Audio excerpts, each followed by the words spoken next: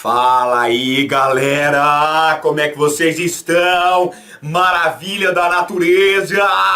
Espero que sim, espero que você esteja aí no seu reduto de estudos preparados para mais uma aula de ótica. Continuando o estudo das lentes esféricas.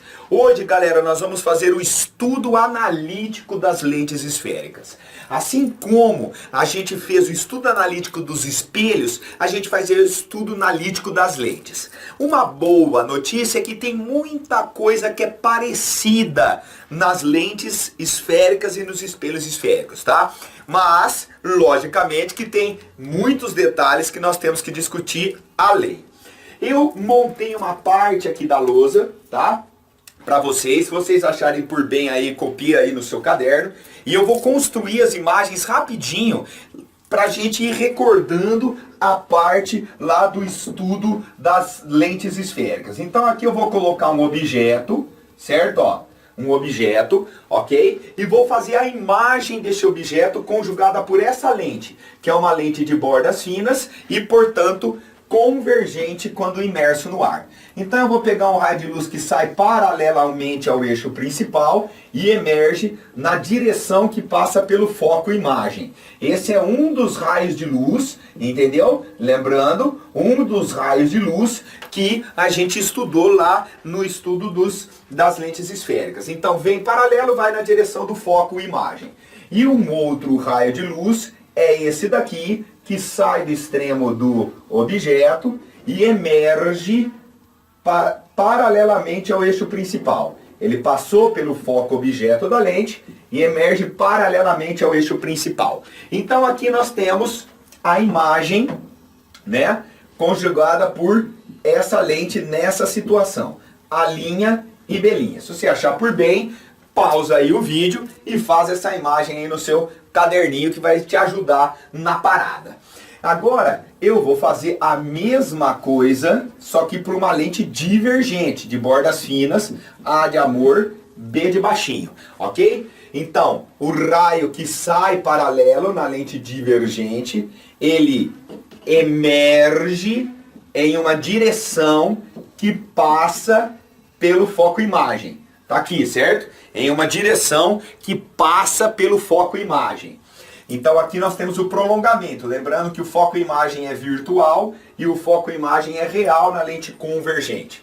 E aqui nós temos um raio de luz que não desvia, que passa pelo centro óptico, tá? Como esses raios não cruzam aqui na frente da lente, a gente prolonga esses raios de luz e o prolongamento aqui cruza antes da lente, tá? Aqui bonitinho, formando essa imagem virtual menor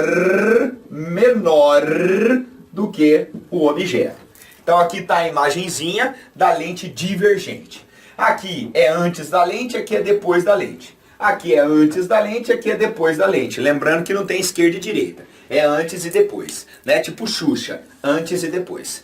Vamos lá. Então, no caso das ordenadas, no tamanho da imagem, no tamanho do objeto, é rigorosamente igual ao que nós vimos nos espelhos. Ou seja, quem tiver acima do eixo principal vai ter uma ordenada positiva, tá? Vai ter uma ordenada positiva. E quem tiver abaixo do eixo principal vai ter uma ordenada negativa. Então olha só, o I ou o O aqui acima do eixo principal, positivo. Abaixo do eixo principal, negativo. Então aqui nós temos o tamanho do objeto que está acima do eixo principal. Então aqui coloca mais O.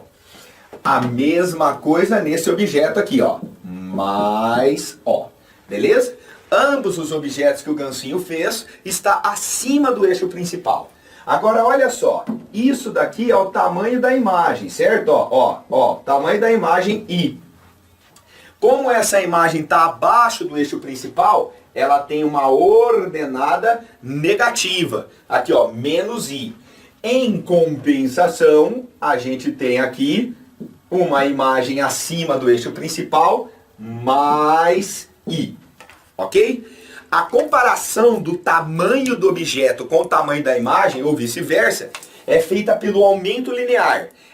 Você já viu essa equação, é idêntica à dos espelhos esféricos. Então aqui aumento linear é o I sobre O, tamanho da imagem pelo tamanho do objeto. Agora que começa a ficar um negócio um pouquinho mais embaçado. Quando nós vamos tratar das abscissas, o negócio fica um pouquinho mais psicodélico. Olha o que acontece, galera. Vamos começar com a convenção de sinais para o P, que é a distância do objeto até a lente. Os objetos, galera, têm abscissas positivas. Os objetos têm abscissas positivas quando eles estão antes da lente. Então aqui, ó, objetos, tá? Ó, objetos. Então começa no centro óptico, a origem da medida é a partir do centro óptico, tá? Aqui assim. E os objetos, eles têm abscissas positivas quando eles estiverem antes da lente. Existe objeto virtual, mas é muito difícil aparecer, tá? Então, o que o Gancinho fez de vermelho, nesse sentido aqui, nesse sentido aqui, está relacionado aos objetos, às abscissas do objeto, ok? Então, ambas as abscissas desses objetos que eu fiz são positivas, porque o objeto está antes da lente. Então, seria essa medida, tipo, ó, daqui até aqui, assim, ó. Essa distância do objeto até a lente, galera, é o P, tá? Igual a gente fez no espelho. Ó, a distância do objeto até a lente é o P. Igual a gente fez para os espelhos, tá? Mais P aqui, mais P aqui. Ok? Muito bem. Na grande maioria das vezes, como eu já comentei, os objetos eles têm abscissas positivas. Dificilmente aparece um objeto virtual. Agora, no caso das imagens, já não é bem assim. Nos casos das imagens, galera, a abscissa vai ser positiva. A abscissa vai ser positiva quando a imagem estiver depois da lente. Então, tudo começa ali no centro óptico, beleza? Ó, tô fazendo aqui junto com vocês, ó. Aqui, ó, positivo. E isso daqui, ó, daqui pra cá é para as imagens. Imagem que tiver depois da lente, abscissa positiva. Imagem que tiver antes da lente, abscissa negativa. Lembrando que imagens depois da lente são imagens de natureza real. Imagens antes da lente são imagens de natureza virtual. E para diferenciar o real do virtual, a gente usa o sinal. Até rimou.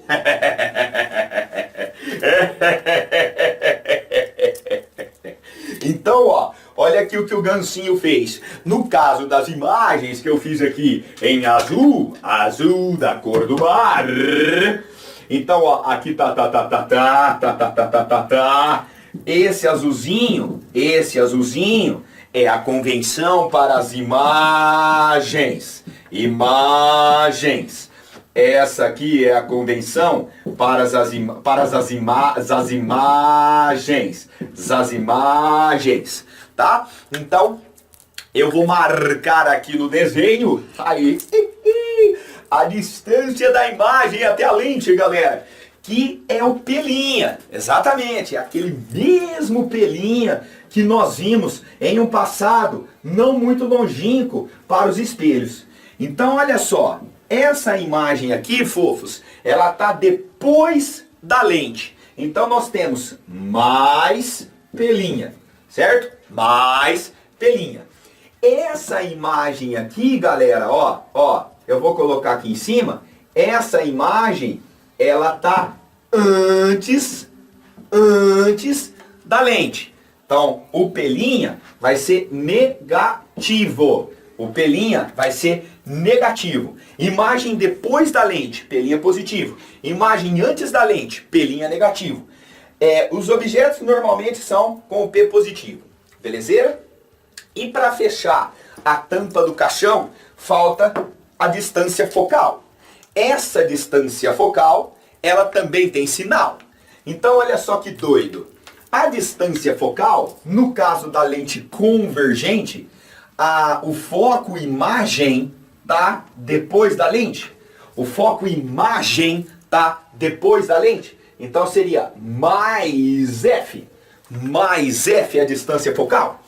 No caso da lente divergente, a distância focal, o foco imagem está antes da lente. O foco imagem está antes da lente. Então seria menos F, tá? Então dá para perceber que pelo sinal da distância focal, a gente descobre qual é o comportamento óptico da lente, beleza? Eu vou fazer um resuminho aqui nesse cantinho em relação aos sinais. Eu vou fazer um resuminho em relação aos sinais. Olha só, quando a lente for convergente, a distância focal é positiva. Olha ali no desenho. Convergente, distância focal positiva. Ô Ganso, mas tem um foco aqui antes. Esse é o foco objeto. Objeto antes da lente também seria mais F aqui, né? Eu vou até fazer sem régua, pá. Esse é o foco objeto, seria mais F antes da lente. Objeto antes da lente. Aqui, o foco objeto estaria depois da lente. Objeto depois da lente é virtual. Então ficaria menos F também. Ou seja, quando a distância focal é negativa, nós temos uma lente divergente. Quem usa lente divergente não pode ir ao zoológico. Porque o zoológico só tem bicho e a lente é divergente. Ridículo. É isso mesmo, ridículo. Olha só, da mesma maneira que a gente teve nos espelhos, a gente tem aqui o pelinha. Ó, se liga. Essa imagem ela é real, por isso invertida. E o pelinha é positivo. Sempre que o pelinha for positivo, a imagem é real. Imagem real. Se você estiver anotando aí, beleza? Bom para você. Se o pelinha for negativo, que a imagem está antes da lente, ela tem uma natureza virtual. Pode perceber que ali a imagem é direita. Lembra que a gente falou que imagem direita virtual é direita e direita é virtual, e imagem invertida é real e real é invertida, tá? Por desencargo de consciência, eu vou colocar aqui o P positivo, objeto real, 99% das situações, e o P negativo é objeto virtual. Virtual. Ok? Só por desencargo de consciência eu vou colocar isso daqui. Tá?